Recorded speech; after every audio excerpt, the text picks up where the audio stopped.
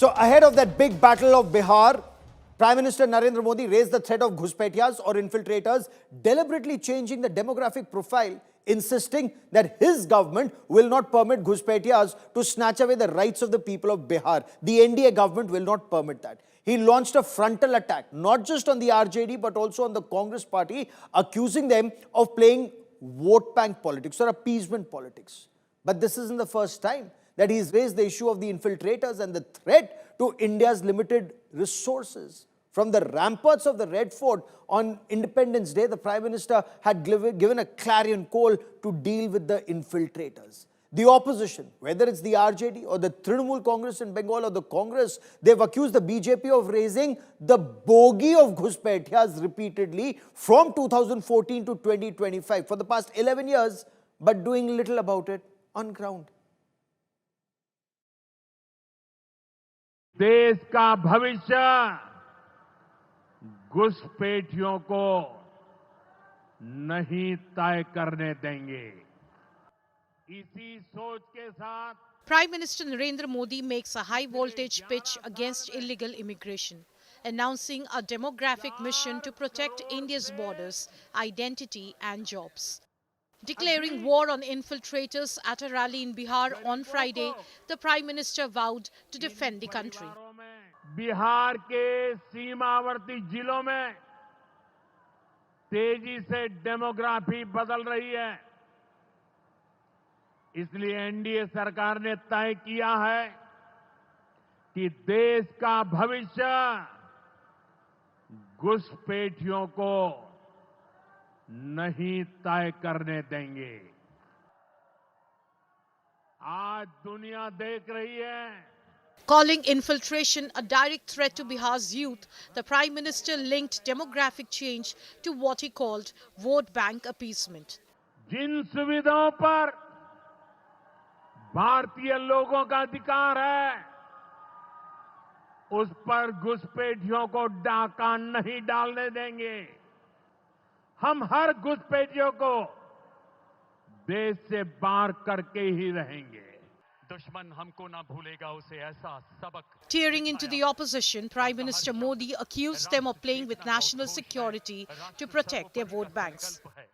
कांग्रेस और आरजेडी जैसे दल बिहार के लोगों का हक छीनकर घुसपैठियों को देना चाहते हैं। तुष्टीकरण के लिए, वोट बैंक को बढ़ाने के लिए। Opposition parties hit back hard.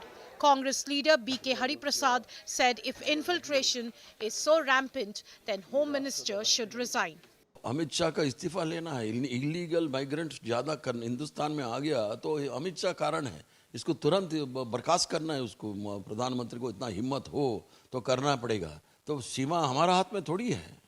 Illegal migrant सब नरेंद्र मोदी और अमित शाह का इशारे पे ही अंदर आ गया है। यदि ये बात है कि यहाँ अवैध घुसपैठिए हैं, तो सरकार सूची जारी करे और ये बताए कि उस अवैध घुसपैठिए के गृह मंत्रालय ने देश के अंदर कैसे एंट्री कर दी। Meanwhile, in Assam, Chief Minister Himanta Biswa Sarma has drawn the battle lines, suspending Aadhaar registrations for most adults for 1 year, claiming illegal immigrants could misuse it. মানুহ কোনো বাদ পৰি যোৱা নাই 18 বছৰৰ ওপৰত যোনে আধাৰ নোলোৱাকৈ আছে এক্সেপ্ট এছটি এছচি আৰু টি গাৰ্ডেন বাকি সকলোৱে আধাৰ লৈছে। চতুৰ্থতে যি ধৰণে আমি বাংলাদেশী নাগৰিকক আবদ্ধ কৰিছো 100% আমি যেহেতু কৰিব পাৰিছো বুলি ভবা নাই, গতিকে এই ক্ষেত্ৰত যিকোনো মানুহে নাগৰিকত্ব যাতে আধাৰৰ জৰিয়তে ল'ব নোৱাৰে, this decision will act as a big deterrent. Congress has questioned the BJP government's competence. एक आयोग जिसके पास इतना बड़ा तंत्र नहीं है, 1 महीने में पूरा वोटर का रिवीजन करने का दावा करता है, तो आप असम में आज तक फिल्टर ही नहीं कर पाए कि कितना बाहर के लोग हैं, कितना अंदर के लोग। As Bihar, Bengal, and Assam gear up for key assembly polls, the war over identity and intrusion is only heating up. And as the election drums beat louder, the face off is set to get fiercer. Bureau Report, India Today. So let's get you all sides of this big story. Are Ghuspetias a real threat or an imagined threat? Are infiltrators actually changing the demographic profile? And is it because of appeasement politics that states in the border belt haven't taken action? Is the government serious about this threat? Is there merit in the opposition saying this is just a bogey that the government raises before elections repeatedly from 2014 to 2025? Because what's action that's been taken on ground to mitigate this threat? Joining me on India First is Mohan Kumar Mangalam, national spokesperson of the Congress Party. Rohan Gupta represents the BJP. Amitabh Tiwari is a political analyst and a strategist and a commentator, and he's been working on ground very extensively in Bihar. Dr. Vikram Singh is a security affairs analyst and a former Director General of Police. Rohan Gupta, Prime Minister Narendra Modi in Bihar said, "We will not allow infiltrators to snatch away the rights of the people of Bihar." He then targeted the RJD and the Congress, accusing them of supporting these infiltrators or Ghuspetias. Your government Gaurav. wasn't... Okay. No, Yeah, go my question is, you've been in power for 11 years. What have you done to address it? Absolutely, Gaurav. This is definitely joint responsibility of central government and state governments. And the state governments of border states like West Bengal. And before last few days, Amit Shah ji clearly told the kind of cooperation which is required from the state government to ensure that infiltrators, number one, they don't enter the border, and number two, they don't get the right of the citizens of the India. It is required a joint effort, and that's what Modi ji said. In Bihar, we have seen that whether it is RJD or Congress party, why they are opposing SIR? There was a transparent procedure where 65 lakh voters, they were clearly identified, either they have traveled outside the state or died or they were not found. Why Congress and RJD is betting for these people? Because they somewhere, this is the vote bank politics, this is the appeasement politics. They feel that if this kind of people are there and they have the citizens' right, it will benefit them politically. We have seen this, Gaurav, in Delhi. Two of the Aam Aadmi Party MLAs, the responsible for giving proof of address to the Bangladeshis for getting Aadhaar card. So I think unless and until there is a complete political will by all the political parties, this kind of Okay. issue cannot be completely resolved. And that's why he That's has a called for a serious larger charge. fight against the infiltrators. Sir, that's a serious charge that you're leveling on the Congress and the RJD and other opposition parties. Mohan Kumar Mangalam, respond that SIR is an exercise where either bogus voters or those who are not there or infiltrators are being checked, and that is why the opposition is opposing it according to the BJP, because they want the Ghuspetias because of vote bank politics, appeasement politics. So, Gaurav, there are a couple of assertions that my good friend Rohan made that I want to counter here, which is that by no means was the process transparent.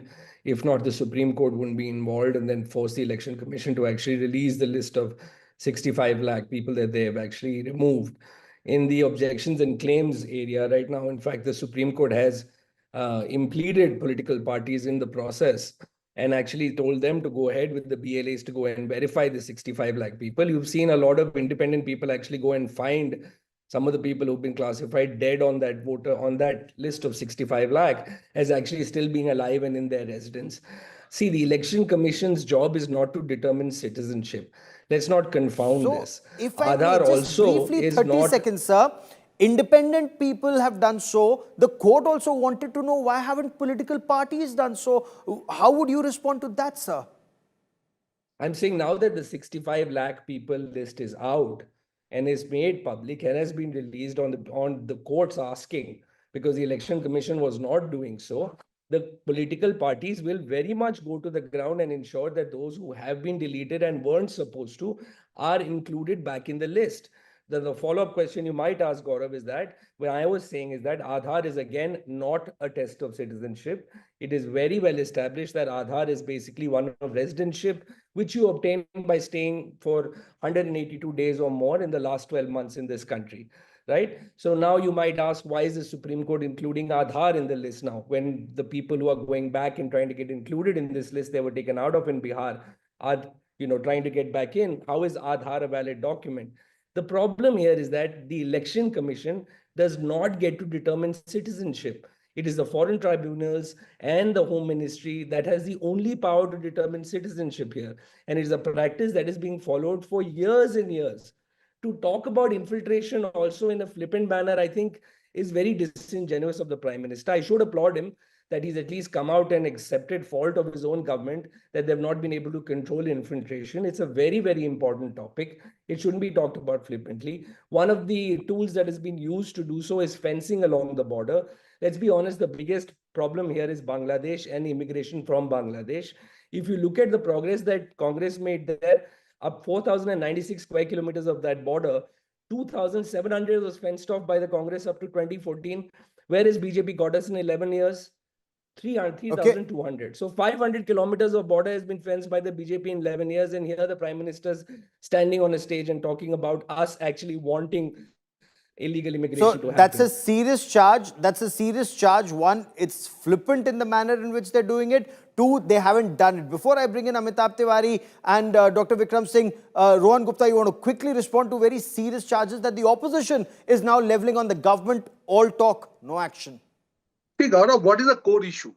Whether who will decide the citizenship, or we ensure that Bangladeshis or infiltrators, they don't get the citizenship. See, this is the core issue.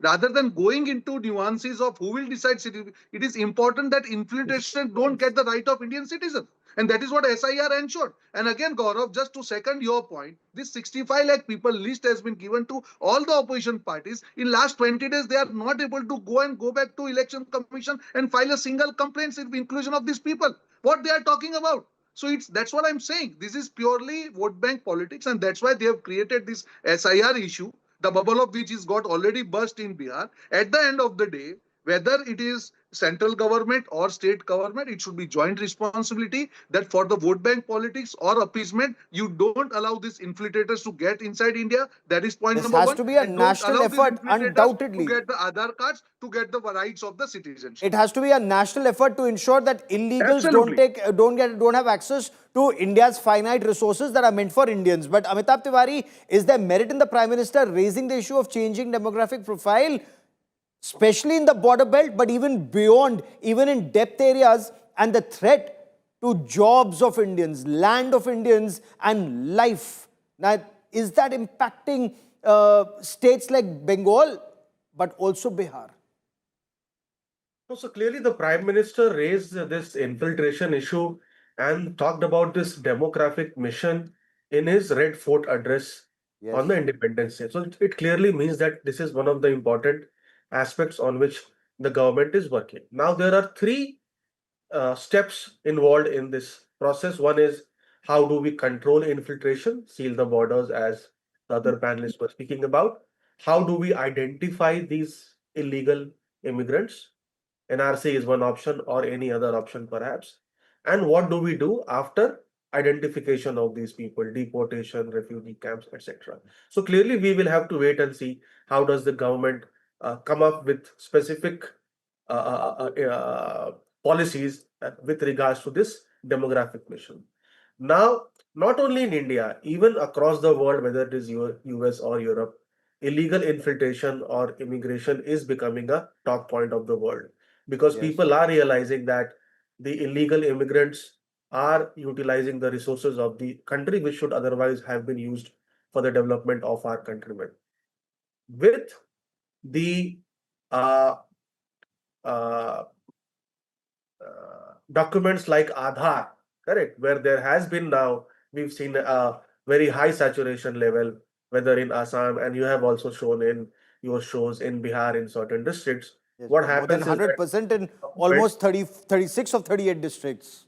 Yeah, in these people are then able to create or get other documents and are able now to have a claim on jobs, etc. So this is a big issue, and we need to solve it. Of course, politicization will happen on this issue because it is also linked to vote bank, and we have to wait and see how the Election Commission of India, whose actual goal was to identify illegal immigrants in this process of SIR. I think it is a bigger issue, will be a bigger issue in Assam and Bengal. rather than Bihar, because Bihar is still not a border state and still it's far Oh, away from. absolutely. But, beyond borders, this is now creeping in. Dr. Vikram Singh, as someone who's dealt with the issue of Ghuspetiyas at multiple levels, as a former Director General of Police, do you see it as a threat to India's security, or do you look at it as a bogey that's raised before elections to polarize? Good evening, Gaurav ji and gentlemen. It will be an understatement if I were to say that this is a bogey. Every infiltrator who has not been identified is a ticking time bomb. I would say a ticking time bomb. And this is the ground reality not only in India, but the world over. Now, see, going to the fact, the grassroots level, infiltration did not happen yesterday. It began in the year early 1971, before the Bangladesh war. And then it has never ended. Now, to say that leveling allegation that the center did not do this and state did not do this, well, no border sealing or border fencing is fail-proof or foolproof 100%. It is the coordinated action of both the center and the state, which will see that the infiltration is contained. It cannot be eradicated. But yes, you can do your very best. Even America has not been able to do fail-proof and foolproof checking of infiltration. But what we could have done, but yes, there are those within the state governments who say in their own words, "Ye hamari amanat hai." You may recall that in West Bengal, there was a call when there was trouble in Bangladesh, that if there's problem there, I'm going to welcome you. What bigger evidence would you require when the people sitting at home in India are welcoming infiltrators with open arms? My recommendation to the commission would be, Gaurav ji, that first deny them all voting rights, property rights, citizenship rights, and they should not have any access to government subsidies unless you take these firm decisions. They will eat up, and you will go to Nainital, you go to the Tarai area where there was not a single infiltrator. You find swarms and swarms of them, in numbering in lakhs, who have taken over the pristine land. And the demographic profile that's changing is that, as you rightly point out, is that a ticking bomb? And are we burying our head in sand? Mohan Kumar Mangalam, it's not a current problem. Let me refer you to a report by late Lieutenant General S.K. Sinha, then Governor of Assam. And this was, I think, in November 1998. Late General Sinha wrote to the center that illegal immigration poses a grave threat both to the identity, and he was speaking about the people of Assam, and to our national security. Now, beyond that, so the BJP was in power till 2004. The Congress or the UPA were in power from 2004 to 14. Nothing done. I'll come to Rohan Gupta to talk about what's happened from 14 to 25, but on that period, sir. It was during UPA's term, actually, that the National Population Register was brought about. And the Assam issue has been one that has been burning for quite a number of years. So it is with the context of Assam, in fact, that the changing of the demographic, and I will take it to mean the changing of the ethnic background of people there, has been an issue that has led to mass protests, that has led to enormous student protests, and the Assamese have felt that the identity itself is shrinking. So it is after a lot of trepidation, the Assam Accords were signed. The Supreme Court upheld Article 6A of those accords as well. And there have been detainees in Assam in detention camps as a result of identification. So I think up to 2005, IMD was used, and after that, foreign tribunals were used again. Gaurav said, Rohan said that, it doesn't matter how we actually do it, but, in a constitutional democracy, there are laws. And following the right law and process to whether to disenfranchise or enfranchise an individual as a citizen of India is the most important part. We have been using a particular process to do that via foreign tribunals. Maybe if I were to take one of your fellow panelists' clarion call or warning more seriously, maybe we need to speed up that process, expand that process. But we can't outsource that process to entities that aren't equipped to deal with it, like the Election Commission. Okay, but you spoke of the National Population Register. When you talk about protests that happen either with the Citizenship Amendment Act or read with, as some said, I'm just taking it forward for the simple Gaurav, reason. I'm just saying that I'm talking about the protest, not about CAA, but prior to sure. that. Yes, in Sure, Assam no, happened and many when you come years to the until the Assam NRC, Accords. even before systems are put in place, you start seeing protests. Now, decisions have to be taken by courts of law and not by the street. But who's mobilizing the street in this country and why? Gaurav, Rohan Gupta, nobody was mobilizing the street. I know what you're the hinting at, street so let me was clarify for mobilized. a The street second. was mobilized. I will yield to Gaurav, Dr. Vikram Singh's superior Gaurav, knowledge on that. let me take 1 second there to rebut Go you on, and sir. say that NRC would not have been a problem without CAA. The whole CAA, NRC, NPR trio is what was the problem was, which is why the Prime Minister himself said we have no Sir, intention to bring NRC and actually let contradicted the then courts Home of law Minister. decide. Let courts of law decide. The street. But anyway, I will let Dr. Vikram Singh and to talk about the legal aspect. Rohan Gupta wants to come in because Rohan Gupta, I have a serious question because the BJP adopted a formal resolution, and why I want to take you back in history, because as a student of history, I want our country to know that the BJP adopts a resolution in 1996 in its executive committee meeting in Bhopal that there should be detention, detection, deletion, deportation. So detection of illegal immigrants should happen, deletion of their names from voter list should happen, their deportation to Bangladesh should happen. But then when BJP is in power, what happens, sir? You've been in power for 17 years, the Vajpayee era, and then Atal Bihari Vajpayee between 1998 and 2004, and then Narendra Modi from 2014 to 25 and counting. Why haven't you followed up on these 3Ds that you talked about in 1996, sir? See, Gaurav, partially you have answered the question. When you talk about NRC, right? That is the process, because unless and until there is a national register, you cannot have a long-term solution. But you have seen opposition parties, countering the NRC. There is no logic of opposition party countering the NRC except the appeasement politics. And that's why you have seen in Assam, the chief minister clearly told that first time voters will not get Aadhaar because Aadhaar is a source of illegal citizenship in India somewhere. We respect Supreme Court here. I am not questioning Supreme Court. They have allowed this as a proof for the existing voters. But my point here is, unless and until there is a political consensus, when you question NRC as an opposition party, what intention you are talking to the people of the country? Because you are saying that, okay, your citizens will be taken up in the rally right now in Bihar. What Congress is telling? That BJP is taking your citizenship. And where they are telling? In the areas, their pockets where the vote bank politics is done. So why they are misguiding the people? Whom they are telling that citizenship will be taken? To the infiltrators? So this is the question of political intent, Gaurav, and that is where Since you've opposition raised a parties, they direct are point not about the clearly Congress, coming out and I supporting will this. get Mohan to respond to it. I want to quickly bring in Amitabh Tiwari and Dr. Vikram Singh. But Mohan, you want to quickly respond to the point raised by Rohan? Gaurav, I know you won't tolerate dog whistle politics on your show, so I'm going absolutely. to That's also exactly why you're ignore responding, some of sir. the things that Rohan is saying and say that if the Congress and the RJD was so good at detecting infiltrators, then I'm sure the BJP that has been such an expert at manipulating electoral risk could also identify them and make sure that they're deleted. They certainly pride themselves on their ground game and their booth workers more than we do on ours, right? He said that on many shows before as well.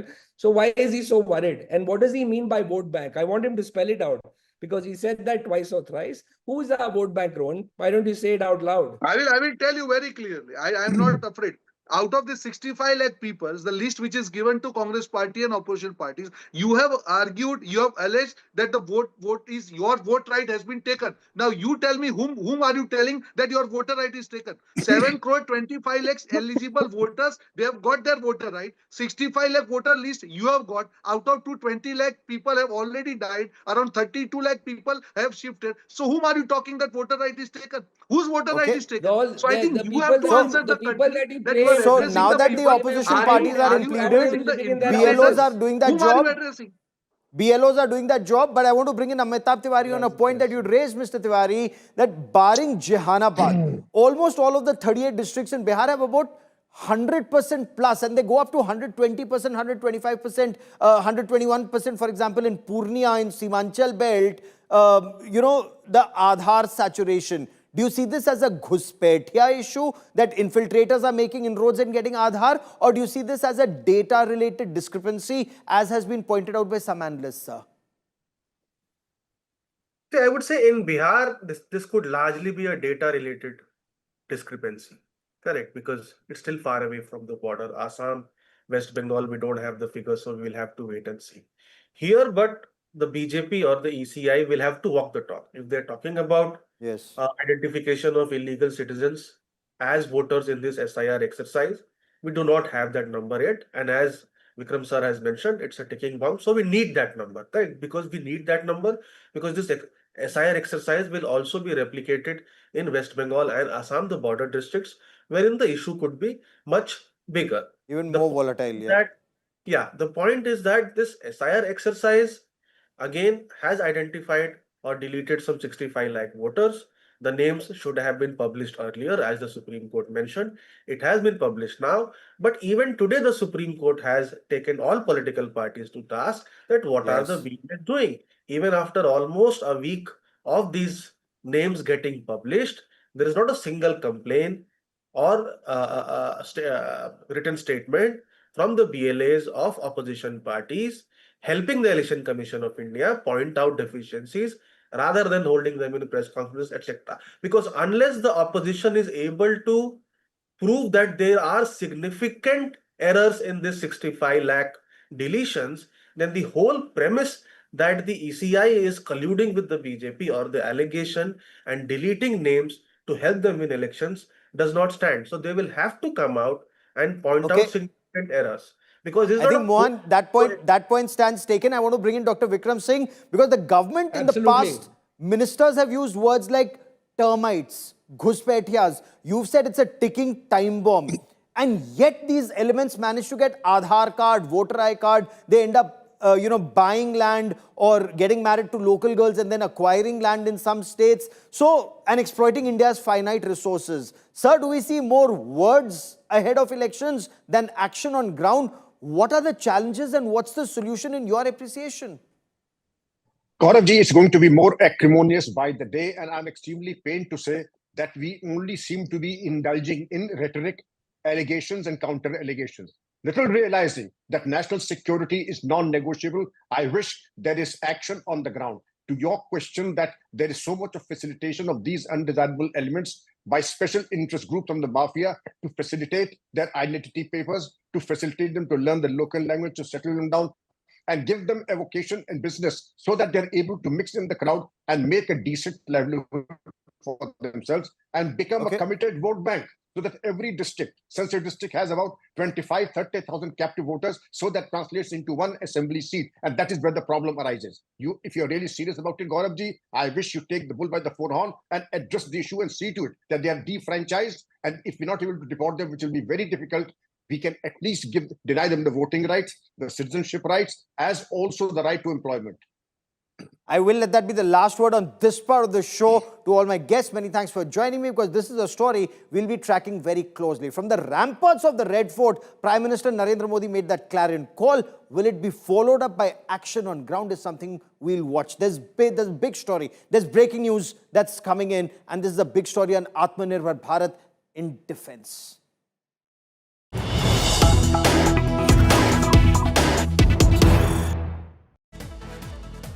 The big boost to Atmanirbhar Bharat in defense, especially on the aspect of the 5th generation aircraft, the advanced medium combat aircraft plans, the FGFA. India has decided to join hands with France for the fighter jet engine, and this is a government to government deal is what we are being told, to jointly design and manufacture the Safran fighter jet engine, and this will be that new 120 kilonewton power engine for the advanced medium combat aircraft that New Delhi has been aspiring for to fly by 2035. India's very own 5th generation fighter jet will be flying on Made in India with French collaboration Safran engines. This has been confirmed by Defense Minister Rajnath Singh. He said it will be the French aircraft company Safran that will work with India. It will be a part of the Make in India process. So some bits of technology will come in, and then a lot of it depends on the kind of absorption of that technology in India. But then the engines will be made in India. Listen in to the Defense Minister. आज हम 5th generation aircraft बनाने की दिशा में भी आगे कदम बढ़ा चुके हैं. हम एयरक्राफ्ट का इंजन भी भारत में ही बनाने की तरफ बढ़ चुके हैं। हम लोग फ्रेंच कंपनी शेफ्रॉन के साथ इंजन मेकिंग का काम भारत में शुरू करने जा रहे हैं। हम प्राइवेट सेक्टर को एक सुटेबल ग्रोथ एनवायरनमेंट प्रदान कर रहे हैं। इसके अनुसार हमने स्ट्रेटेजिक पार्टनरशिप मॉडल के माध्यम से फाइटर प्लेन्स, हेलीकॉप्टर, टैंक और सबमरीन सहित मेगा डिफेंस प्रोग्राम के निर्माण के अवसर खोले हैं, जो आने वाले वर्षों में हमारी प्राइवेट कंपनीज को ग्लोबल जायंट्स बनाने में भी वो मदद करेंगे। And India Today's Shivani Sharma and Sandeep Unithan join me for more on this. And Sandeep, United States, and which is why Defense Minister Rajnath Singh's statement today is such a big thing, that they have chosen to go ahead with France. They've chosen to go ahead with a French jet engine manufacturer to co-partner for truly what they believe is going to be an Atmanirbhar or an indigenous jet engine, Gaurav. So it's a very big statement of faith and trust in a trusted strategic partner, which New Delhi believes it's unlikely to stray away from this beaten path that we've seen over the last 25-26 years, especially since Pokhran 2. So it is actually not indeed, just because absolutely, I mean, even if we were to talk about the light combat aircraft, its development from the 1980s, the moment 1998 Pokhran tests happened, the supply of GE-404 engines stopped for the light combat aircraft, and that project could not take off. It could not soar for decades. The relationship improved. The jet engines started coming. But again, around 2020 is the end of Biden era and the beginning of Trump 2.0. The supply of GE-404 engines delayed again in some instances by 2 years. They may blame supply chain problems, but is it just supply chain problems, or is there another signal that the United States was trying to send to India, Sandeep? Well, absolutely, Gaurav. And the last thing you want is, for your fighter jet engines to face supply chain issues of the kind that we've been hearing over the last couple of years. Fighter jets are literally, the last line of defense for a country, and we have to choose very carefully, which is why in the past, New Delhi has not bought any fighter jets from the Americans, but somehow we seem to have gone ahead with a fighter jet engine deal with the United States, placing our most important indigenous fighter jet fighter jet program in the hands of American whims and fancies, which is what has been exposed really. So the entire Mark 1 and Mark 2, sadly today, they're powered by American jet engines. There doesn't seem to be a way out of this conundrum, Gaurav, unless we can sufficiently indigenize large parts of it, create a lot of that supply chain within India to protect us from future so-called supply chain issues that might arise. Oh, absolutely. Be that as it may be, in the future, the government has very clearly indicated that they want to go ahead with France and, of course, the indigenous jet engine, Gaurav.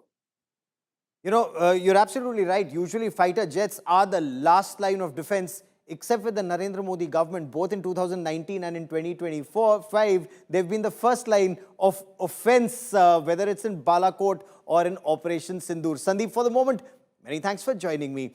I now want to move on to another big story. India has fact-checked the United States of America on the issue of Russian oil.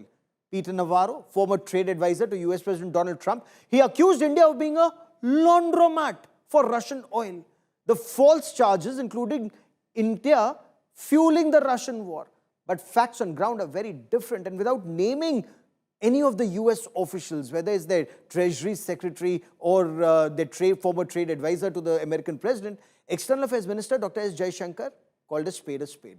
China is the biggest importer of Russian oil, European Union is the biggest importer of Russian gas, and the United States continues to import fertilizers, palladium, and uranium. In fact, according to reports that are coming in, United States trade with Russia, modest 20%, as President Vladimir Putin recently said in Alaska, according to these reports, stands at a whopping $3.3 billion in 2024. But that additional 25% tariff is being imposed on India. Quite honestly, we are very perplexed at the logic of the argument that you had. EM Jaishankar, speaking from Moscow, called the US tariffs for Indian import of Russian oil perplexing. Speaking from Moscow alongside Russian Foreign Minister Sergei Lavrov, Jaishankar pointed out that the US initially had encouraged India to do the same. We are not the biggest purchasers of Russian oil, that is China. We are not the biggest purchasers of Russian LNG. I'm not sure, but I think that is the European Union. We are not the country which has the biggest trade surge with Russia after 2022. I think there are some countries to the south.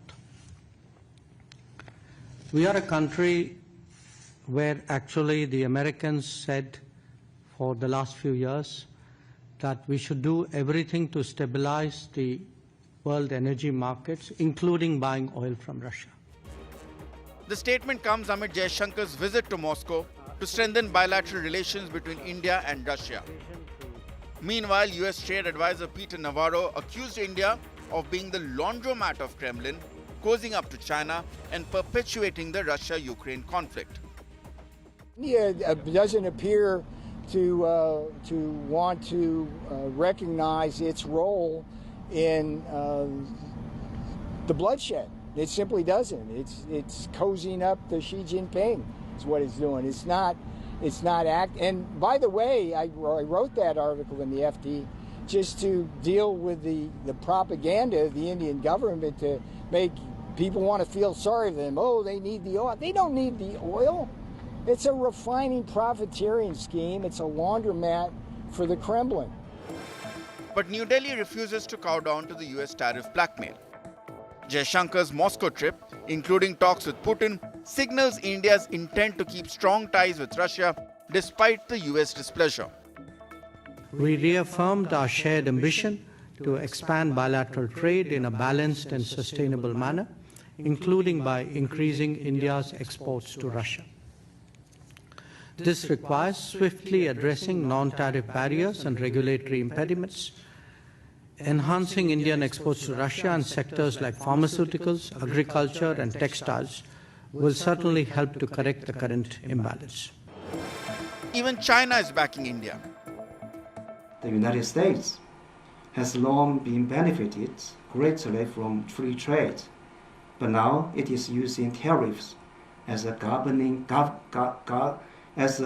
bargaining chip to demand exorbitant prices from various countries.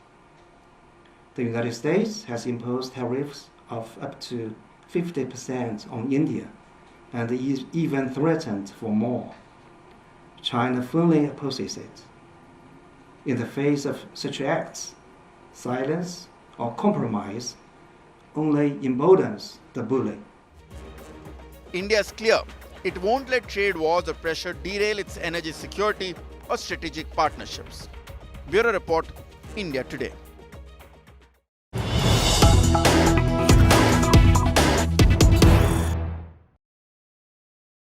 Officers of the Federal Bureau of Investigation in the United States of America have searched the residence of former National Security Advisor of the United States of America in the Trump era itself, John Bolton, and that raid and details are now filtering out in public domain. Now, sources familiar with the matter say that the search was carried out by the FBI is related to allegations that Bolton is in possession of classified records. Bolton has been making rounds of several television channels, including India Today, criticizing Donald Trump for his tariff policy against India. But he's not the only one. There are several people, intellectuals in the United States of America, who've said that both India and America have invested more than 25 years in this relationship. And is it just because of his ego, President Trump is throwing it all out of the window? I quickly want to cut across to India Today's Foreign Affairs editor Geeta Mohan, who joins us with the latest on the story. Geeta, FBI raid on a former National Security Advisor of the United States of America. I know John Bolton is not best of friends with Trump. Trump really doesn't like him. But what prompted this? Well, the fact that Donald Trump has just spoken, and in a press gaggle, when asked about John Bolton, he said, I don't know much about it, but he could be a very unpatriotic guy. We'll find out. That just goes to show the statement that was made earlier by investigating authorities saying that it is to do with national security, given that he could be in possession of classified documents, like you said. But again, some of the investigators are saying that these are investigations that were being carried out not now, but even during Joe Biden's time. He does possess a lot of information. Whether they are in the form of documents or not, Gaurav, we'll have to wait and see, because his house has been raided. No details of whether they could actually find documents. We do not have details of whether he was at the residence during at the time of the raid, because just half an hour from the raid, he was actually posting on social media, on his social media account of X. So clearly, we do not know exactly what was happening over there in terms of whether he was present or not. But this is serious. This is the former National Security Advisor of the United States of America, Trump's key aide at some point in time, now Benoit. So it is political. Whether if it's political vendetta or there's truth to the matter, we'll have to wait and see. FBI Director Kash Patel has already tweeted out saying that nobody is above law.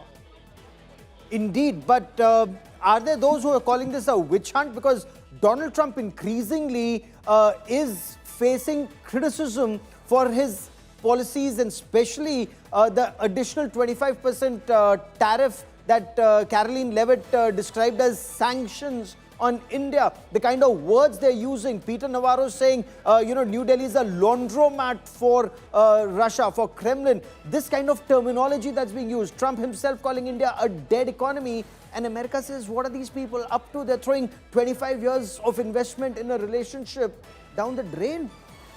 Well, it could very well be seen as a political witch hunt. Why? Is because of the kind of statements he's made, like you said, Gaurav, not just to various networks across the United States of America, but to India Today as well, where he's actually come out and criticized the Trump administration, not only about what Trump is doing back home, but yes, his policies, foreign policy of which John Bolton was a key part during Trump 1.0, and now he does see that completely unravel in front of his eyes. So he has been a very strong critic of Trump's policies, and that certainly has invited towards Trump's India. wrath. Keep tracking that story, Geeta. I will come back to you. From business success to financial ruin, a businessman in Mumbai has lost more than 12 crore rupees to online betting.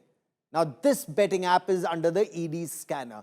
The victim told the authorities that he deposited 27 crore rupees, but was blocked when he tried to withdraw that money. The complainant has said that he tried to withdraw some money and he was blocked. And this has triggered raids across 8 cities. 110 crore rupees now stand frozen. The Enforcement Directorate believes this app and similar apps siphoned off more than 3,000 crore rupees from Indian users. So as the centre gears up to implement the new online gaming law banning such promotions, we get you this India Today exclusive. It's a cautionary tale how betting apps ruin lives. From business success to financial ruin, a Mumbai businessman has lost over 12 crore rupees to an online betting platform called Parimatch, a case that is now under the ED scanner. It started in 2021 with a Facebook ad, a glamorous celeb, and a promise of high returns. A businessman struggling with post-COVID losses clicked on an ad for Parimatch. What began as a game turned into a nightmare. ये लोग क्या करते हैं, पहले छोटे से start करते हैं, लोगों का भरोसा जीतते हैं. जब कोई बड़ा अगर प्रॉफिट होता है तो उसको ये क्या करते थे, जैसे ये देखते हैं कि हाँ सामने वाला बंदा अगर माइनस में नहीं चल रहा है, प्लस में चल रहा है, तो उसको क्या एक एडिक्शन में फंसा के उसको एक इन्वेस्टमेंट बता के उसको ये लोग क्या करते थे, उसका विड्रॉल ब्लॉक कर देते थे. He deposited 27 crores over 3 years, got back 15 crores. He lost 12.22 crores, tried withdrawing it and got no response. कभी कभी होता है 5 आपने डाला, 10 आया, 10 डाला आपने, 15 आया, 15 आने के बाद हो सकता है पूरे चले गए. ऐसा भी होता है। ऐसे करके अराउंड 25-30 करोड़ डिपॉजिट्स हुए थे और उसमें अराउंड 12 करोड़ रुपए जो है हमारे टोटल वो चीटिंग हो गए उसमें। मल्टीपल बैंक अकाउंट में मतलब पेमेंट डिपॉजिट करवाते हैं मल्टीपल अकाउंट में। अब हम लोग ने उसके लिए हमने जीएसटी ऑफिसर्स को भी कुछ डिटेल्स भेजे थे, काफ़ी लोगों को भेजे थे, हमने बताया भी कि इस तरीके का चीटिंग चल रहा है। इसमें काफ़ी लोग, मतलब मैं तो आपको बता रहा हूँ, मेरे ख्याल से मुंबई में कि ऑल इंडिया में काफ़ी लोग फंसे हुए जो सामने नहीं आ रहे हैं। मैंने डिटेल्स भी दिया हुआ है पूरा, जितना भी जो मतलब ईडी है या साइबर सेल है सबको दिया हुआ है। With several celebs having promoted betting apps, the ED has questioned over a dozen actors and influencers. In the Mahadev case, stars like Ranbir Kapoor, Shraddha Kapoor, Kapil Sharma and others were summoned. The centre has now passed the online gaming bill, which bans all celebrity endorsements, ads and sponsorships. Union Minister Ashwini Vaishnav also had called out for these apps for destroying middle-class lives. Online money game, which is almost spreading like drugs in the society. It's a menace, it's something which is very harmful for the society. That's why it was very important to bring a very strict action against the online money games. From a thriving businessman to a broken man in debt, this is a cautionary tale. As Indians crack down on online betting, the big question remains, how many more victims are still in the shadows? With Devesh Singh, Bureau Report, India Today. We'll continue to get you more on this very alarming story, but that is all I have for you on India First this evening. Many thanks for watching.